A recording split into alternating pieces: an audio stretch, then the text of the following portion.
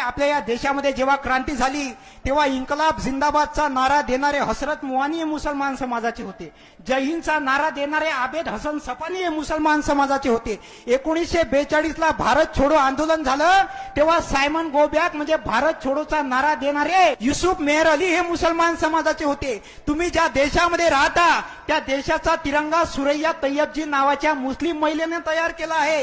या देशासाठी सगळ्यात पहिले शहीद होणारा पत्रकार मौलाना मीर बाकर हा मुस्लिम समाजाचा आहे. या देशासाठी सगळ्यात पहिले शहीद होणारा शासक म्हैसूरचे सुलतान हैदर अली हे मुस्लिम समाजाचे आहे. या देशासाठी सगळ्यात तरुण वयात शहीद होणारा क्रांतिकारक अशफाक उल्ला खान हे मुस्लिम समाजाचे आहे.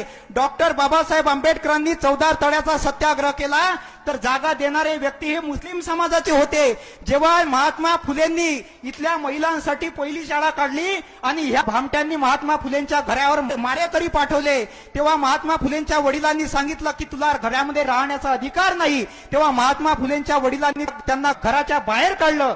तेव्हा महात्मा फुलेंना राहण्यासाठी जागा देणारे उस्मान शेख हे मुसलमान समाजाचे होते. छत्रपती शिवाजी महाराजांचे गुरु याकूत बाबा हे मुसलमान समाजाचे होते. छत्रपती शिवाजी महाराजांचे वडील शहाजी आणि त्यांचे काका शरीफजी यांचं नाव हे शहा शरीफ नावाच्या दर्जावरून ठेवण्यात आलेलं आहे. लक्षात ठेवा, राक्षसों की बस्ती में प्यार बेसहारा है.